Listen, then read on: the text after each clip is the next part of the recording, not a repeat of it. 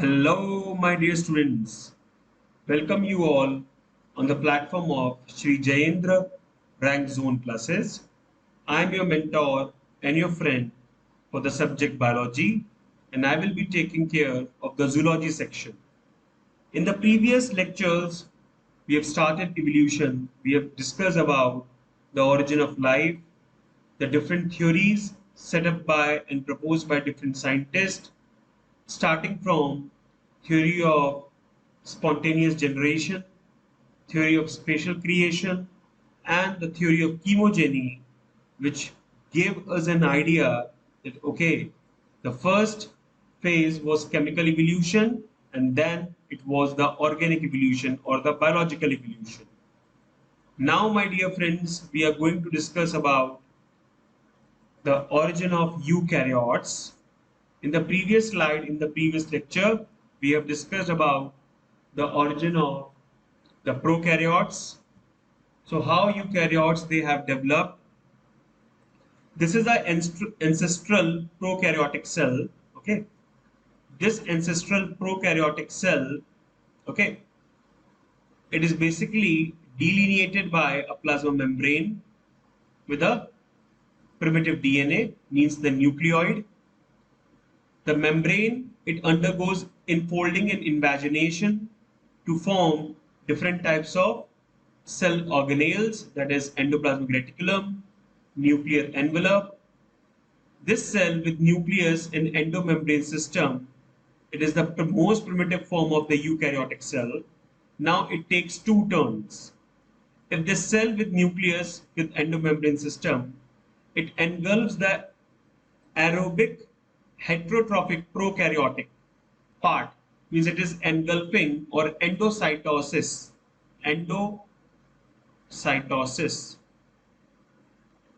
of the prokaryotic part, aerobic heterotrophic prokaryotic part is engulfed.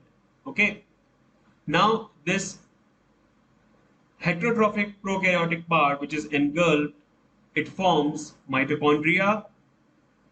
This is the ancestral heterotrophic eukaryotic cell. Okay, now it forms, or it further engulfs, the photosynthetic prokaryotic part, means the bacteria, chlorophyll and all, and now it forms the ancestral photosynthetic eukaryotic cell. So in this picture, the conclusion we came up to is that the prokaryotic cells, they undergo different types of cellular enfoldings and changes, and because of those changes, they lead to the formation of the eukaryotic cell, whether we talk about it is a heterotrophic eukaryotic cell or a phototrophic or photosynthetic eukaryotic cell. So now we are going to discuss the next slide, which gives us an idea of a timeline, which basically help us to understand how there are different phases. Okay, and these phases are related to formation of different organisms. The first phase was the origin of Earth around 4.5 billion years ago. The Earth undergoes cooling and the crustification, means the solidification or the formation of crust.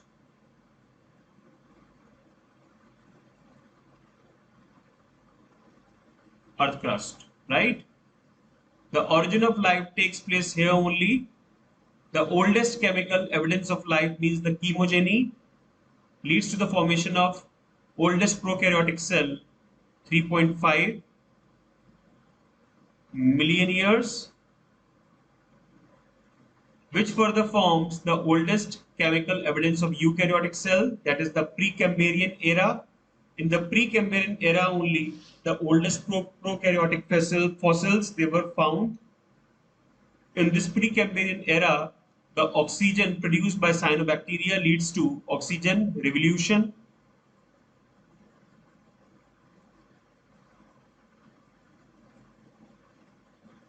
which further forms the eukaryotic fossils. This lead to around 1.5 million years ago the formation of multicellular eukaryotes. Then around 500 million years, sorry, it is 1500 million years. Okay, it is 3.5 billion years or 3500 million years. Okay, so around 1500 million years ago, the origin of multicellular eukaryotic cells takes place or organisms takes place. 500 million years before, the oldest animal fossils was found. Okay, the plants, they come up with a symbiotic relationship between fungi and the roots of the plants or the other parts of the plants to create or to set up evidence of formation of colonies. This is the Paleozoic era. Then comes the Mesozoic era, means the era of Triassic and Jurassic age. These means the dinosaurs and reptiles. And then the Cenozoic era, which gives an evidence of the first humans. Okay. So prokaryotes, the bacteria, especially the archaebacteria, then the protistans come, then the plants, the fungi, and then the animals. So this is a basically a timeline, a sketch of timeline, which help us to understand that what are the major events in the development of on the origin of life. Means 4.5 billion or 4500 million years ago, origin of Earth. Then 35 million years ago, the oldest prokaryotic fossil. Then 2500 million years ago, the oxygen revolution or the oldest eukaryotic fossils. And then 1500 million years ago, formation of multicellular eukaryotes. 500 million years ago, formation of symbiotic relationship between plants and fungi. And then comes the Paleozoic era, Mesozoic era, and the Cenozoic era. Now comes to next, what are the different points you should remember? Evolution up to the formation of conservates means the protobionts. Conservates or the formation of protobionts termed as chemical evolution, in which the complex organic compounds were formed which were essential for the formation of cellular structure, means the formation of nucleoproteins. Evolution from conservates to simple cellular structure known as biological evolution. From simple cell to recent cells, evolution is called organic evolution, in which organisms develop structures and modified them by which they become more adaptive in their changing environment. The process of adapting a changing environment is known as what? Acclimatization. Acclimatization. First protein which is formed during evolution in primitive oceans was not structural. Okay, it was not structural, neither it was enzymatic.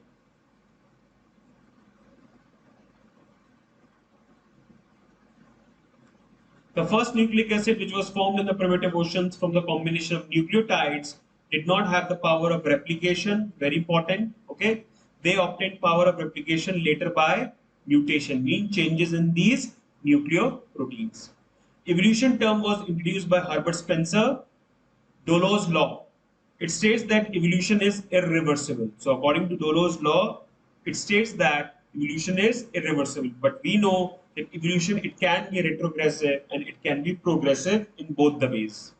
According to Jubinski in 1973, nothing in biology makes sense except in the light of evolution. Okay, means apart from evolution, the appearance of organisms, they actually don't have a connect, or they are not able to give us a proof that how they are evolved or originated. Scala naturae or the ladder of nature was given by Lamarck. Okay, Aristotle, he represented the evolution of complex organisms from simple organisms in the form of ladder, which is called Scala naturae or ladder of nature, which was again revised by Lamarck. He kept simple organisms at the bottom of the ladder and complex organisms at the top of this ladder. George Cuvier, he studied the evolutionary history of organism. He is also known as father of modern paleontology, okay, by studying fossils and rejected Scala naturae. According to Scala naturae, which was given by Aristotle and modified by Lamarck, that the organisms with the most simple types of structural forms, they are at the bottom, and the organisms which are having the most highly developed structural forms, they are at the top of the ladder. Okay, so is that understood? Means the journey started The very first step of the ladder, it basically explains about inanimate matter. For example, I'll make a hypothetical ladder. These are the steps. So the first the first step of the ladder, it tells us about inanimate matter. Okay. Then the topmost, it lead to the formation of humans. Okay. So this ladder was basically worked by different scientists, mainly Aristotle and then Lamarck. Okay. There are different types of rocks which are present, like sedimentary rocks, igneous rocks, and metamorphic rocks. These rocks gives us an idea that how changes been deposited on our planet. Okay, these rocks, they gives an idea of the formation of fossils or fossilization.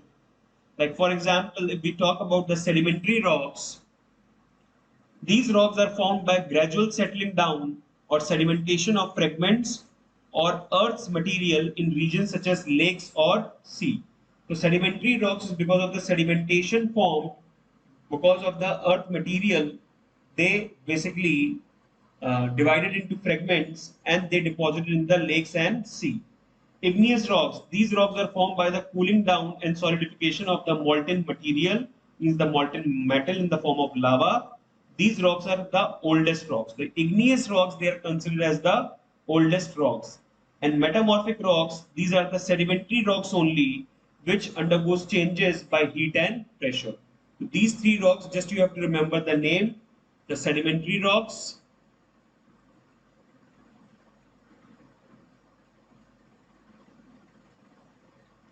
the igneous rock, which is the most primitive, and the metamorphic rocks.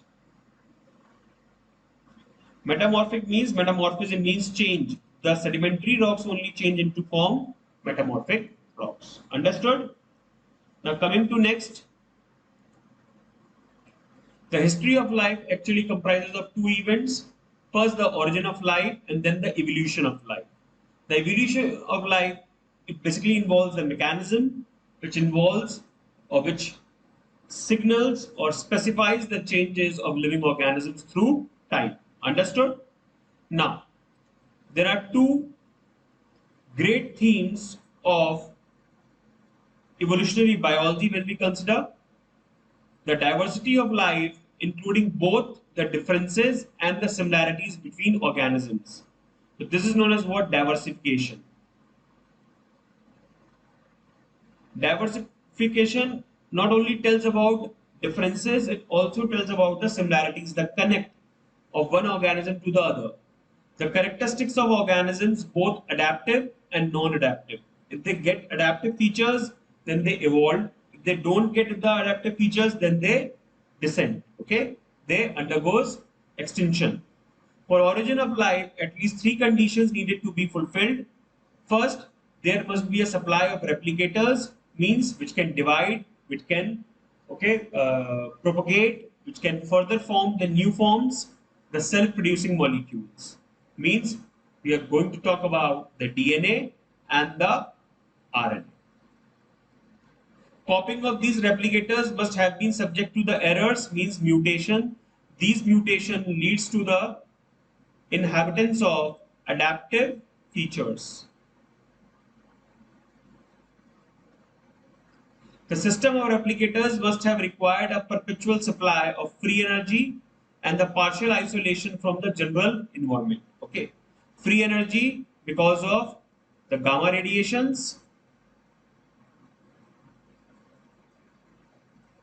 cosmic rays, and sunlight. Cosmology, study of universe, is known as what? Cosmology. Biological evolution is also known as biogeny. Unit of evolution is population. Oparin's theory, also known as primary abiogenesis. Okay. Evolutionary biology, the study of history of life forms on Earth. What is evolutionary biology? It is the branch of biology which deals with the study of history of life forms on Earth. Okay. So the history of life basically is included into two phases. First, the origin of life and the evolution of life. There are two main themes of evolutionary biology. First, the diversification between organisms, suggesting that similarities and differences and the characteristics of organisms, both adaptive and non-adaptive. For the origin of life, there are three conditions which need to be fulfilled anyhow. First, the formation of replicators or the need of the replicators. Then replicators undergoes mutation to form some new things, new stuff, and then the replicators need energy. This energy is to be put in by different types of radiations, whether it is sunlight, gamma radiations, or cosmic ray burst. Now, next, this is the timeline which help us to understand that the simple molecules, these simple molecules, they form the complex molecules. So this is chemogeny, which forms further complex molecules to form the organic molecules. These organic molecules, they combine to form protobionts. These are protobionts, coservates. So these are protobionts, coservates. Then protocell, eubionts.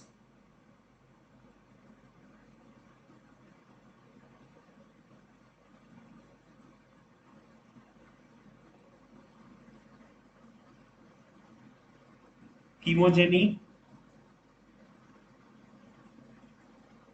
Then the formation of prokaryotic cell and eukaryotic cell. Okay. Evidences of organic evolution. What are the different evidences of organic evolution? So evidences of organic evolution, they are basically divided into different parts. The first is the paleontological evidences, means the study of fossils. So study of fossils is known as what? Paleontology. Study of fossils known as what? Paleontology. Fossils taken from the word fossilium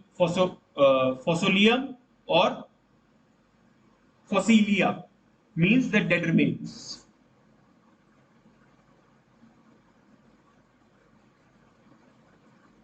Right? I'll change the ink. Yeah.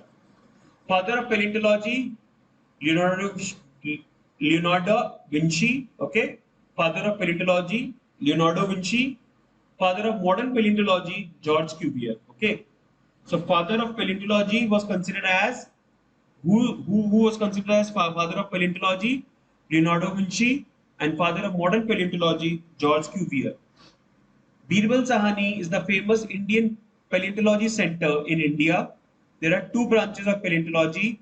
For the first one is paleobotany, which helps to study the fossils remains of plants, and paleozoology, which is the study of animal fossils.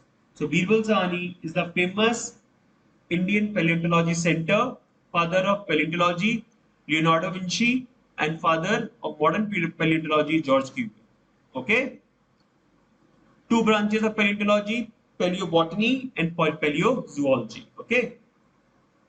Now, according to Charles Lyell, fossils are impressions or remains of hard parts.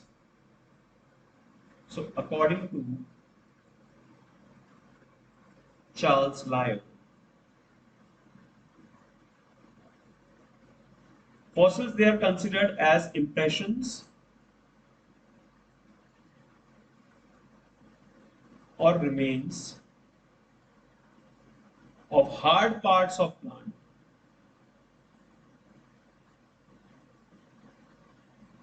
of life forms found in rocks, whether plant or animals or any other organism found in rocks. Rocks basically undergo sediments in the form of sedimentary rocks, okay?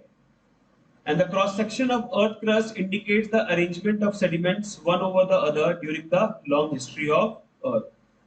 Mostly fossils are found in sedimentary rocks.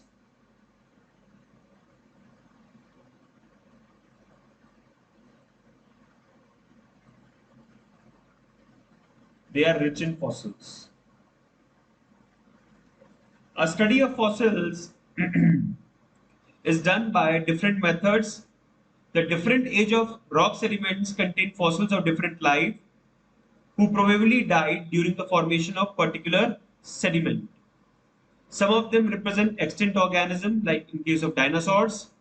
The study shows that life forms varied over time, and certain life forms are restricted to certain geological time span. Okay, so simply means these sedimentary rock pieces, they help us to get a connect that organisms of today, they actually have evolved from the previous organisms. Definition of fossil was given by Charles Lyell. I've already told you. Okay. Now coming to next types of fossils. First is unaltered fossils. Unaltered fossils are those fossils in which the whole body of the extinct organism is basically impressioned, which is found in frozen in ice at the polar regions like woolly mammoth. 25,000 years before, extinct fossils were found from Siberian region. Okay, so unaltered fossils mean in which there was no manipulation done. These fossils, they basically contain the whole organism, extinct organism, found frozen in ice in the polar regions. Okay, like woolly mammoth, which was around 25,000 years before the their extinction from the Siberian region. Then the petrified fossils, most common type of fossils. These are the most common type of fossils. Replacement of organic part by mineral deposition like calcium, silicate is called petrification. So petrification is basically the replacement of the organic part by the mineral deposits like the calcium and the silicates. These fossils consist of only the hard parts like bones, teeth, shells, wood of extinct organisms. That is why it is known as what? Petrified fossils. Okay. In human body, first fossilization occurs of teeth. The human body, the first fossilization occurs of teeth. Then mold fossils. Mold fossils, only an impression of the external structure of the body is preserved. Here, no part of the original organism is present, only an impression of the external structure of the body is preserved in wet soil. Okay? So, in case of mold fossils, only the impression of the external structure of the body is there. Apart from, there was no body part which basically, it can be seen as a preserved part. Then cast fossils, sometimes minerals fills in the mold. When the deposition of the minerals in the mold takes place, which resulting in the cast fossils. Now the print fossils, footprint or prints of wings, skin, leaves, stems, etc. made in soft mud which subsequently become fossilized and are a common type of fossils. Basically how fossilification happens. For example, there is a, suppose this is the structure I am drawing. Okay, let it be clear. This is a structure of a wing of a butterfly or any organism of that era. So, because of some catastrophe or because of some major changes, these remain, it get impression in the mud. Because of wet soil, when wet soil, it is deposited by salts of calcium and salts of silicates, it comes to form a cast. Okay, and that is why it is known as what? Cast fossil or a print fossil. Okay, become another common type of fossils. Caprolites. These fossils include the fossils preservation of contents of intestine or excreta of many ancient animals, including particularly the reptiles or fishes. That is why the name is given coprolites, coprophagy. Okay. By studying fossils, following facts about organic evolution are evident that fossils they found in older rocks are of simple type and those found in newer rocks are of complex type. Means complex type means they are evolved. Okay. In the beginning, unicellular protozoans were formed from which multicellular animals evolved. Some fossils represents connecting link between two groups. Okay, so there are different, you know, applications of the fossils. The first is the fossils found in older rocks. They are of simple type because they basically represent the most simplest form of the life. Then the fossils which are found in the newer rocks are of complex type, which basically gives the implication that okay, these parts are evolved from the older ones. Now, in the beginning, the unicellular organisms and their remains were found, and then later on, the multicellular organism remains were evolved. Some fossils they act as a connecting link, like for example, Archaeopteryx, which is supposed to be a connecting link between bird and reptiles. Archaeopteryx. Okay. Now coming to next slide, it is a schematic diagram which help us to understand the evolution of horse, right? So it is a pedigree or the evolution diagram of horse. Evolution of horse was described by C. Marsh. Many evolutionary changes they were observed in horse. The primitive fossils of the horse was found in the North America named Eohippus. Means it was the Eohippus which was the first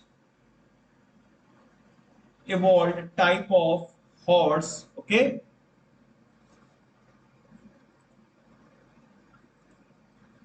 Eohippus around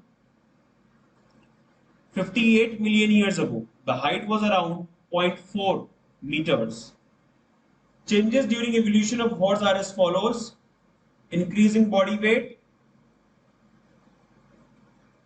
increase in length of neck, the body weight is increasing, the length of neck is increasing, development of high crown on the surface of teeth, okay, and the formation of cement.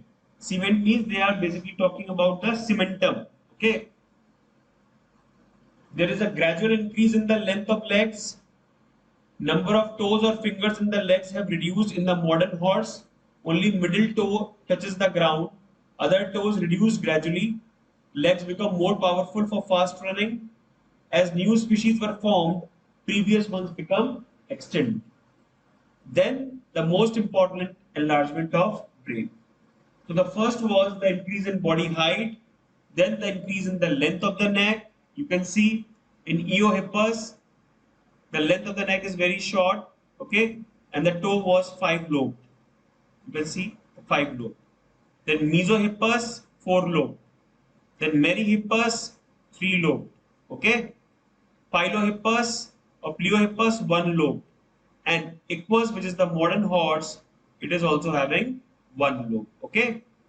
Development of crown on the surface of teeth and the formation of cementum, which is also the part of the teeth only. There is a gradual increase in the length of the legs. Okay. Number of toes or fingers are reducing. Okay. Legs become more powerful for fast running. As the new species were formed, the older ones they come to an extinction. Okay.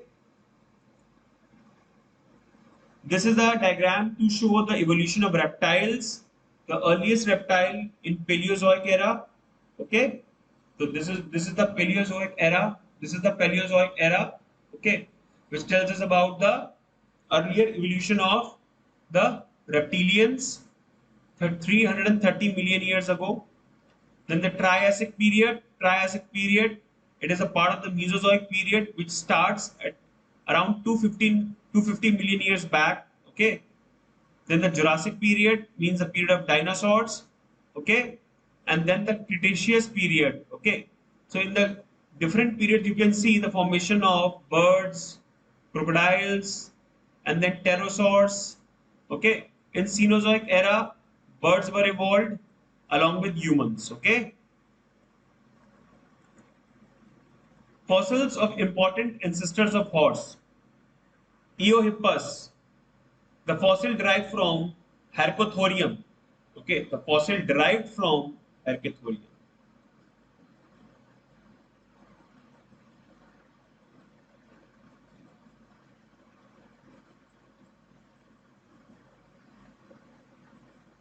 Right? It is evolved in Eocene epoch. Okay, so when we talk about the different ages, okay, just a minute.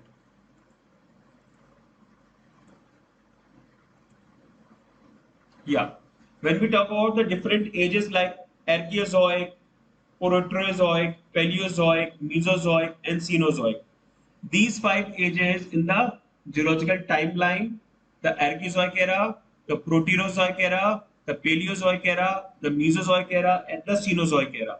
Okay.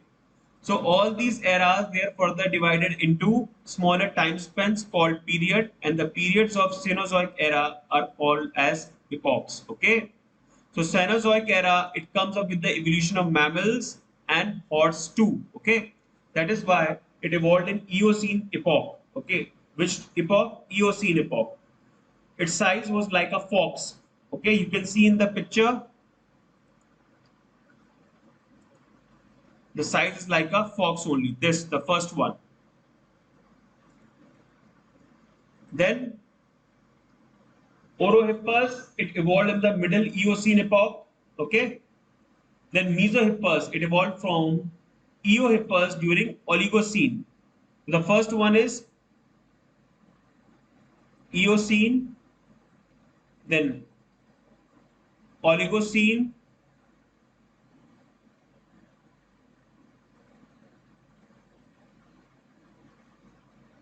understood? In the Oligocene epoch, the Mesohippus came into existing in this period, which is considered as an intermediate horse. Its size was like a sheep. Myohippus or Miohippus. In the late Oligocene period, Mesohippus was replaced by another slightly advanced horse named as Myohippus. It was much like Mesohippus in appearance but somewhat larger in size. Then Parachippus, it evolved at the time of early Miocene, Miocene. The first one was Eocene, then it was the Oligocene, then it was the Miocene. Okay. Merychippus, it evolved in the middle and upper Miocene epoch. Its size was like a donkey, ruminating horse. Okay. So Merychippus, it evolved in the middle and the upper Miocene epoch, which basically gives an idea about that their size was just like a donkey, means they were ruminating horse. Okay. Then Pilohippus or Pleohippus, the horse evolved in the or during Pliocene epoch. So the very first is that Eohippus during Eocene, okay, Mesohippus during Oligocene, okay. Then comes the Parachippus, this basically belongs to Miocene. Then Merychippus, okay, upper Miocene, Pleochippus, later Miocene or the Pliocene epoch, okay, and Equus, mean which basically help us to understand the evolution of Pleohippus during Pleistocene epoch, okay. So I'll just write the E for Eohippus, E for Eocene epoch, okay. Then Mesohippus during Oligocene, okay. Then Parachippus early Miocene, Merychippus upper Miocene, Pleohippus Pliocene, Equus then Pleistocene. Okay, for the formation of Equus, that is the today's horse, the evolution taking place during Pleistocene, right? Dating of fossils is done by four major methods: uranium lead method, okay, then radium carbon method, means radioactive carbon dating, in which C14 it converts into N14. Okay, so the carbon converts into nitrogen, leading to enormous amount of energy or the radioactive decay. In the same way, uranium lead method, okay, in which the uranium 235 is converted into lead, which is having the atomic mass number of 206. Potassium argon method, it is also a method of dating fossils. The very first thing is if the rate of this loss of radioactive materials present in the rock pieces, they undergo changes every bit of time because of radioactivity, and that is why it helps the rock to upgrade, or the fossils or the remains of those time to upgrade or update. There is potassium argon method, okay, and then the next is the electron spin resonance, that is also known as the ESR method. Okay. Radioactive carbon dating, it was proposed by Willard F. Libby in 1950.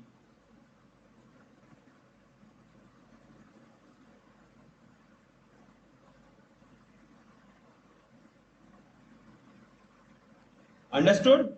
Now, so these four methods, the uranium lead method, radioactive carbon dating method, potassium argon method, and the electron spin resonance. Geological time scale, firstly given by Giovanni Avidunia. Giovanni Avidunia, he proposed the concept of geological time scale. Chronological order means in a sequence of the history of organic evolution, which is presented in the form of zoological time scale. So basically, zoological time scale help us to make a frame of the evolution of organisms based on the chronological order, means the order of their evolution. The time scale includes the history of Earth itself, ever since it was formed to a formation of its crust from lava of ancient volcanic eruptions. The period between the origin of gaseous cloud around 4.6 billion years ago, from which the Earth was formed, and the formation of Earth crust is called Azoic era. The formation of Earth crust was known as what? Azoic era, or era of no life. The remaining period, around 4 billion years, is divided into five eras: Archeozoic, Proterozoic, Paleozoic, Mesozoic, and Cenozoic. Archeozoic era, which is showing or exhibiting invisible life, in the remaining four era visible life, means the Phanerogenetic. Archeozoic and Proterozoic years are also grouped together as a Precambrian era because the first of the Paleozoic is Cambrian. Okay. So Archeozoic era, it basically designates with the invisible life, and the remaining four era, they were representing the visible life, means the Phanerozoic. Archeozoic and Phanerozoic. Archeozoic means no primitive life, and Phanerozoic, yeah, life is changing or it is getting evolved. Archeozoic and Proterozoic years are always grouped together as Precambrian because of the first part of Paleozoic is Cambrian. The three years, namely Paleozoic, Mesozoic, and Cenozoic, each is further divided into smaller time spans called period and the periods of Cenozoic era, and can further subdivide into epochs. It is believed that each era of Earth history started from the evolution and the revolution, or the catastrophe, means the mass destruction, and ended with yet another evolution. So when one of the evolution, it basically transforms into the next evolution, there will be a drastic change. Either the Earth, it strikes with some meteor or comet, or can be any other reason.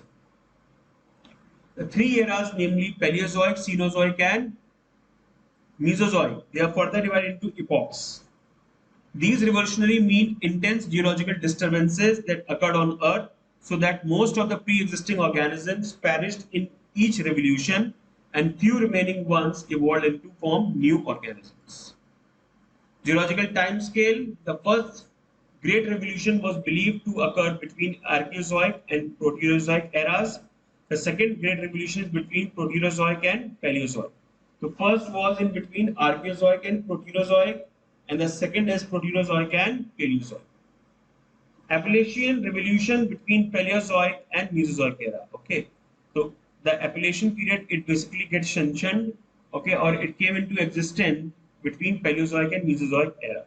Finally, the Rock Mountain revolution between Mesozoic and Cenozoic eras can be done. Fossils Bank of India, Birbal Sahani Institute of Paleobotany, 15 million year old fossil forest preserved in Mandla district in Madhya Pradesh, 100 million year old fossil project in Rajmahal Hills, Bihar, and 260 million years old coal forming forest in Odisha. Okay, so that was the geological time scale. The first great revolution is believed to have occurred between Archaeozoic and Proterozoic, and then Proterozoic to Paleozoic. Okay, Appalachian revolution is between Paleozoic and Mesozoic eras. Understood? It is the geological time scale. You will start from Azoic, means no forms of life, no life, only chemical evolution. Archaeozoic, prokaryotes originated and dominated, means the area of invisible life of prokaryotes. Okay, eukaryotes also evolved during Archaeozoic. Proterozoic, the second great zoological evolution, origin of protozoa, sponges, coelentrates, and annelids and mollusks. Paleozoic, Permian Carboniferous, which shows the origin of mammal-like species for gymnosperms appeared. Devonian, in golden age of fishes, amphibians were dominated, and origin of reptiles means Lemuria. First seed plant is ignited. Okay. Then we have a very particular sequence is given coming from Cambrian, Ordovician, Silurian, Devonian, and Carboniferous. Okay. Then is the Mesozoic era or the age of reptiles, which comes with the extinction of dinosaurs, and Archaeopteryx means the connecting link for origin of primitive placental mammals. Okay, and modern birth can take place. Angiosperms also appear in this time period only. Okay, so this is about the geological time scale. Just go through it once, then we will discuss in the next lecture starting of the next lecture. This is also the same sketch which help us to understand the evolution of plants. So we will be discussing these two things in the coming classes. Till then, my students, have a great day. Bye bye. Stay safe. Stay at home.